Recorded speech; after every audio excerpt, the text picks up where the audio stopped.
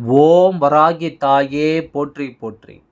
என் அன்பு குழந்தையே, உன்னுடைய துணைக்கு முதல் அடி விழுந்து விட்டது குழந்தையே.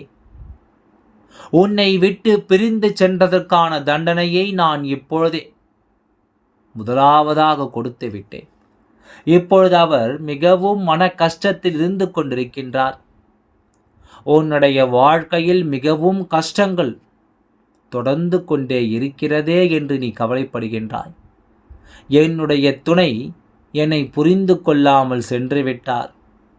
நான் என்னதான் தவறு செய்தேன் என்று உன்னுடைய மனதிற்குள் நீ கேட்டுக்கொண்டிருந்தாய். அவை அத்தனையுமே நான் அறிவேன்.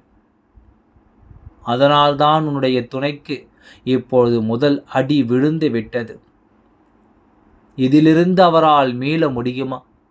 புரியாத கேள்விகளுக்கு அனைத்துக்கும் உன்னிடம் பதில் நான் கொடுக்கின்றேன். நீ பல சூழ்ச்சிகளிலிருந்து தப்பித்துக் கொள்ளலாம்.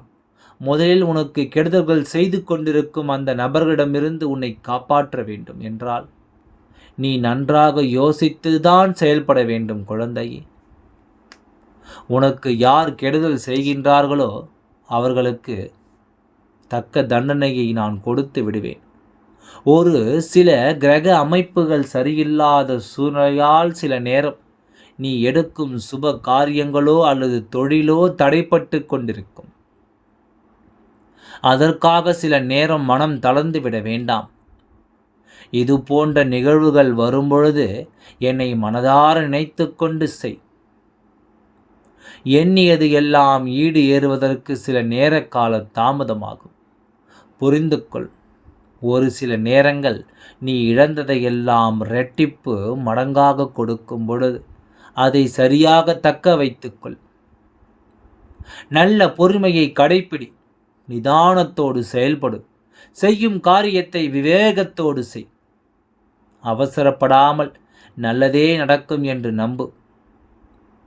உன்னுடைய துணையை இதிலிருந்து மீள முடியுமா என்று நீ யோசித்து பார்க்கின்றாய்.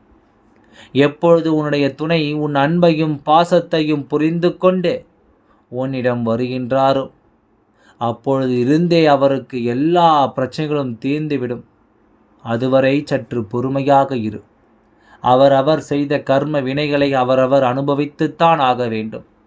இந்த உலகத்தில் யாரும் தவறு செய்யாமல் இல்லை. ஆனால் தவறு செய்தவுடன் அந்த தவறை புரிந்து கொள்ளும் வரை காலம் அவர்களுக்கு நிச்சயம் நல்ல பக்குவத்தை காட்டும். அதுபோலத்தான் இப்பொழுது உன்னுடைய துணைக்கு இருக்கின்றது. ஆனால் நீ அதை பற்றியெல்லாம் சிந்தனை செய்யாமல் உன்னுடைய வாழ்க்கைக்கு என்ன தேவையோ, உனக்கு என்ன தேவையோ அதை மட்டும் சிந்தித்து செயல்படு குழந்தை. உனக்காகவே எப்பொழுதும் நான் இருக்கின்றேன் என்பதை மட்டும் நீ மறந்து விடாதே.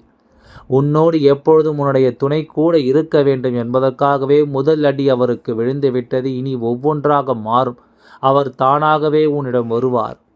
உன் வராகியானவள் நான் வாக்கு கொடுத்திருக்கின்றேன். நிச்சயமாக எல்லாம் சரியாகவே நடந்து முடியும். ஓம் வராகி தாயே போற்றி போற்றி. நன்றி, வணக்கம்.